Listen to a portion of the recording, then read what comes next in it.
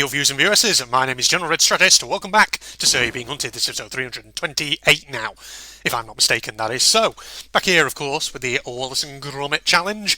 I have not recorded an episode of this for at least a couple of weeks, probably a bit more than that. Now, obviously, not too long ago, I did the Summer Plans episode, where I mentioned, of course, at some point this summer I'd be going back up north, visiting friends and family. Well, that's happened now. I'm back down south again, had my little trip up there. And so, this is my first recording session since getting back, and I want to record this episode because I really need to, actually, because I haven't recorded an episode of Sir, like I say, in a while, and my upload schedule is getting a little bit behind. Probably by the time I upload this, I say may, have had to disrupt my usual upload schedule just to use a bit of bonus content as a bit of filler on the channel and all that. So we're here on another island. It's the East Island, which I don't think we've been to so far. I've got actually a couple of chocolate biscuits already in my inventory, which I should have deposited before I start recording, but never mind. Oh boy, there's a rider over there. That's fun, isn't it? Oh man. Well, like I say, I'm back down south now. Don't come over here, please. That will be quite bad, especially since apparently I'm Wallace and I'm a pacifist.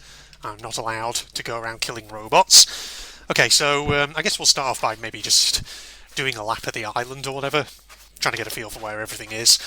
I think this is a fens biome, isn't it? Or at least it looks a lot like one, as far as I'm aware. But you know how I say not too long ago, actually it was quite a while back now that I think about it. You know how one of my previous Sir You're Being Hunted episodes, I can't remember which number it was, but I can actually picture the thumbnail for it still quite well. I did an episode of Sir You're Being Hunted where the title of the video was Drivers I Hate. Drivers I Hate, everybody, you all remember that? I'm sure you all do, where I basically ranted about, as the title says, habits that some drivers have which I absolutely fucking hate, and just things that give me road rage, basically. Well, of course, you know, in order to drive back from my family's place up north to where I live now, it's a huge drive. I have to go right down the M6 and then across the M5 westward to where I am. And it's quite a long trip. On average, at the very least, it takes about 3 hours. It can take more than that, obviously, if the traffic is pretty heavy. And obviously, you know, when you're driving a distance like that down the motorway, you're going to encounter all kinds of terrible, shitty drivers. Let's put it that way. Can you fucking go... Oh, no. Don't attract the riders over here, please. Please don't. There's two of them. There's one over there and one over there. Not when I'm trying to rant and rave about more drivers that I dislike. But yeah, so I'm driving down the motorway, and I don't know what it was, but it felt like driving that down. Every fucking terrible driver seemed to be out on the road that day. You know, I'm going to title this episode either Drivers I Hate Part 2, or I might just call it Even More Drivers I Hate, something like that. But let me go through how bad some of them were. So, one of the ones early on, which pretty much stood out straight away, was this friggin' Range Rover, this black Range Rover that I don't know what the fuck the driver was playing at in that vehicle, but it's like they were driving along. In fact, there were actually two people in this vehicle because I passed them and I sort of glanced at them as I went by. So there's two people in there, and the driver and this passenger were just gassing away, yammering, probably not really paying attention to the road at all. And in essence, what they would do is, it's like they were out in the middle lane on the motorway, and every so often it was just like they would hit the brakes, not too hard, not so hard that they suddenly came to a much lower speed, but they would just start hitting the brakes a bit, and then suddenly they'd randomly just veer to the right into the outside lane, the overtaking lane, the lane that you're only supposed to go in if you're trying to overtake traffic. And they just veer into that for no fucking reason. They wouldn't really speed up or anything. Then a few seconds later, they just hit the brakes again a little bit, and then just veer back into the middle lane. It was weird. I was like, what the fuck are you doing? It was crazy, because every time, of course, they kept like pressing the brakes, of course it causes people on their left to start undertaking them, because of course they would suddenly lose a load of speed, whilst the people on the left would obviously still be going at speed. And that's not what you're supposed to do on a motorway. If you want to overtake, you've got to go on the right. You're not allowed to. Well, I don't know if it's more that, you're not supposed to undertake people on a motorway. That's what you're not supposed to do. Hey, dude. You gonna let me maybe just investigate your village? He's got nothing in there. Yes, I know you're going to take a look. Oh god, I was about to open that door. We're not going to do that, otherwise he's going to be a bit trouble, isn't he? You just stand there then, matey. It's getting hard to actually investigate buildings now, because of the fact that, of course, so many robots. And so many riders as well. They make things very difficult. How are you doing over there? It is indeed. I've not actually been paying attention. Did he sing Rule Britannia at any point? That one or the other one? Oh, he did just then, so that's another 40 points. Hold on. We'll add that on in a second, just as soon as I'm clear. Alright, we go over here. So yeah, that was first driver I hated, who encountered on the motorway. Black Range Rover, just fucking not a clue what that driver was even playing at. That's 10, 20, 30... and 40. There we go. Totted those up. That's fantastic. So it was that driver, and then of course, other than that one, it was just the usual sort of drivers just doing irritating things, like people hogging the middle lane, for example. Again, something you're not supposed to do. Because obviously, I don't know how it works in other countries, but here in the UK, if you're on a motorway, which, if you're in somewhere like the US, you'd call it a highway, or whatever, or a freeway, actually, that might be the American term, I'm not sure. But, yeah, so if you're on a motorway, the whole idea is you have to keep over to the left, unless you're overtaking, in which case you go into one of the lanes to your right. But other than that, obviously, if you're not overtaking, you stay over on the left. But sometimes you always just get that one dickhead driver who friggin' just... it's like this, they just sit there in the middle lane. And sometimes they're not even going that fast. And of course, everyone on the friggin' in the left feels like they can't speed up, because otherwise then they're undertaking somebody. And it's absolute fucking bullshit, and you just want to strangle a fucker for it. Seriously. So there was one of them, at least, that I encountered on the way back, which was absolutely freaking ball ache, rage-inducing. Go away, poacher. I don't want to deal with you right now. So there was that. And then later on, as I was turning off the M6, coming off the junction to join the M5, I think it was. Yeah, it's the M5, isn't it? Going towards Birmingham. Basically, as I came off the junction, there was this friggin' delivery van or whatever it was ahead that suddenly just did that classic thing that so many bad drivers do, where they are coming off an exit, then suddenly realise it's the wrong exit, and they try to veer back onto the motorway, and it's so dangerous. Because it's like, you just think to yourself, if you're in that situation where you're driving and you're coming off at an exit in the motorway and you suddenly realise, hang on a minute, I shouldn't be coming off at this exit, this is not the right exit, when that happens, you shouldn't panic. You shouldn't. Because I don't know about other countries, but here in the UK, as far as I'm aware, with most motorway junctions and exits, there will be a slip road that takes you back onto the motorway if need be.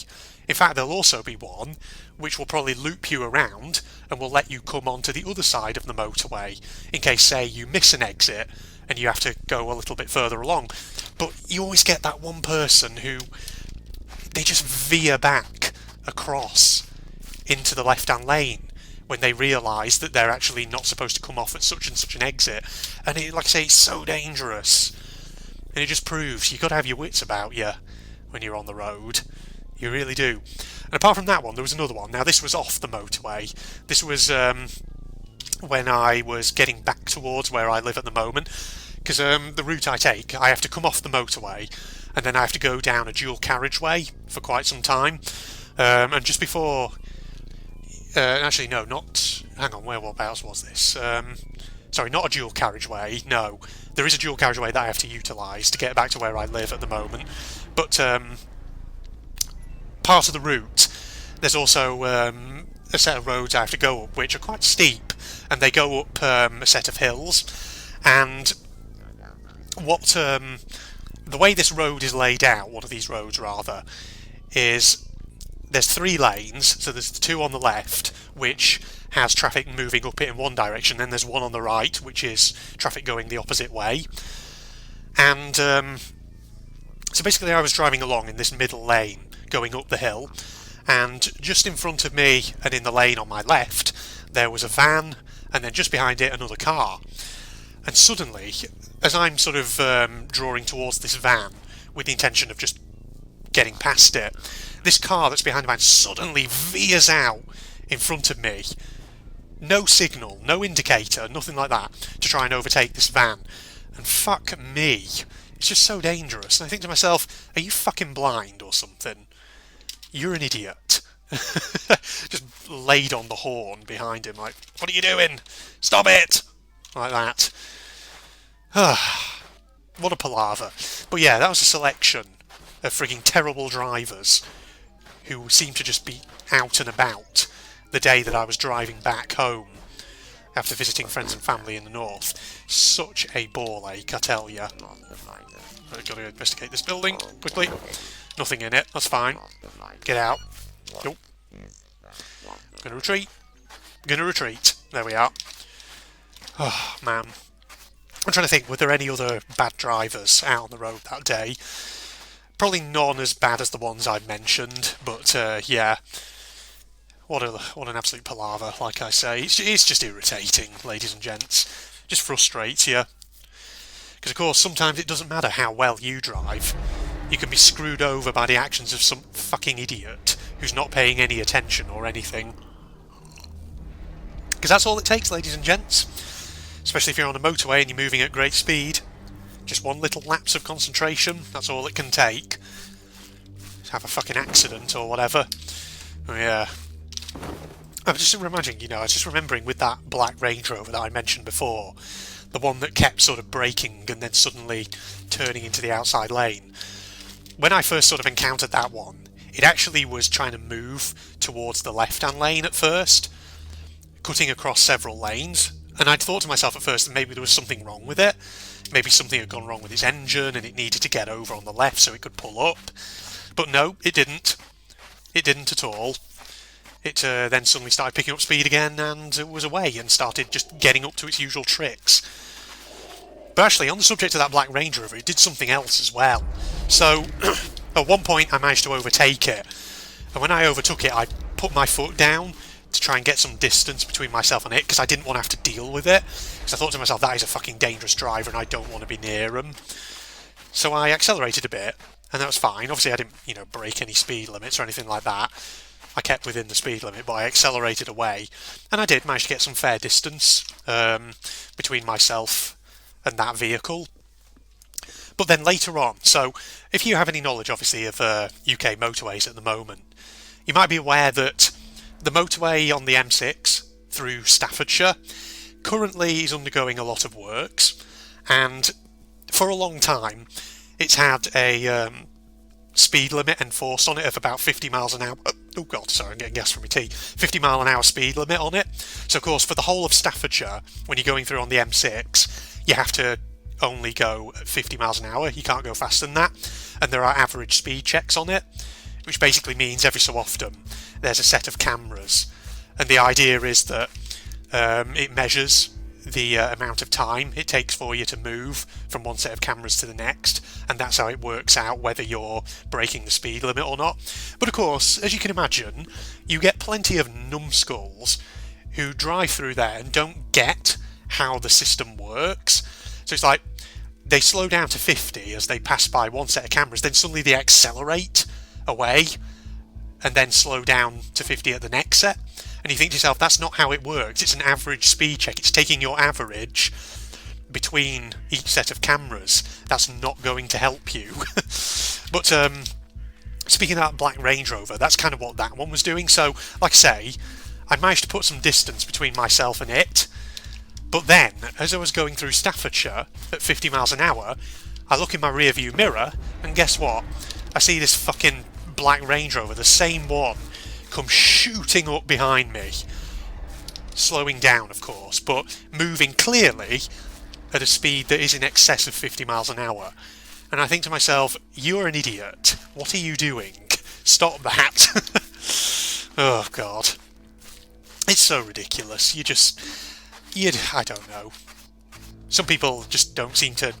Some people just shouldn't be behind the wheel of a car, period. Full stop. No argument. End of story. Blah, blah, blah. You know the deal.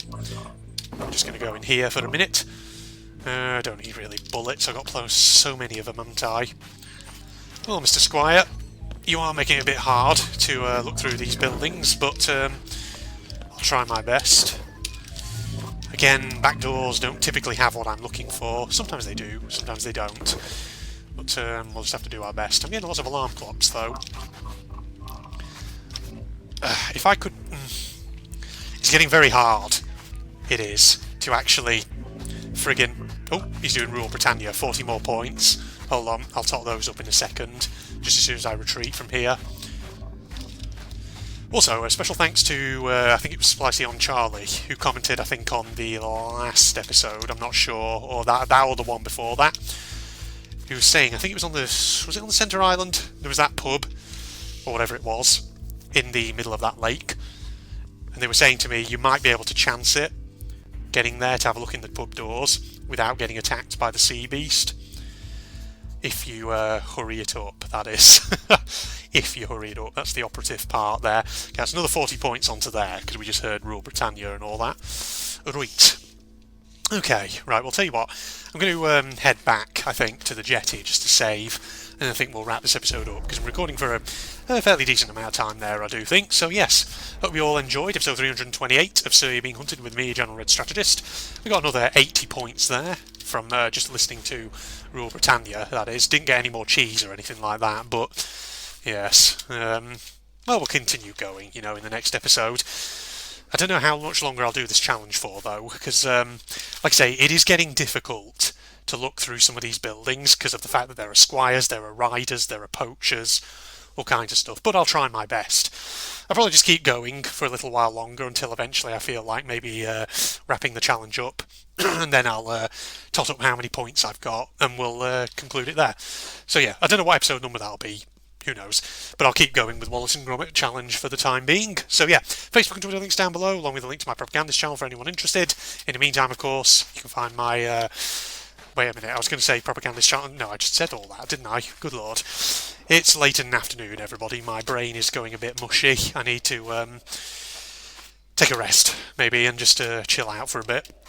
And don't any of you reply in the comments that my brain is always fucking mushy. Otherwise, I'm going to track you down. I'll come to your house and I'll bitch slap you in the middle of the night. But though I'm sure, there's a select audience among you who'd enjoy that, wouldn't they? Alright, sorry. I'm getting into a whole other topic conversation here. What am I talking about? If you enjoyed, don't forget to leave a like, comment, subscribe, all that jazz. In the meantime, this is General Red signing off. Goodbye, everybody. What's up? Oh, God, there's going to be something horrible on the CCTV.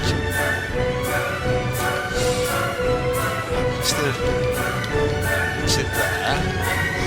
Oh! Oh my fucking god! Oh, I just saw that and I was like, oh no, and then suddenly jump scare. Fuck me! No!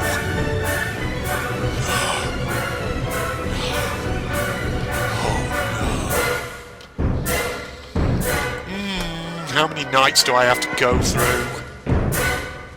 Like it. I do not fucking like it at all. Well, she kind of freaking left her in a bit of a mess, but what the? Pick up talismans.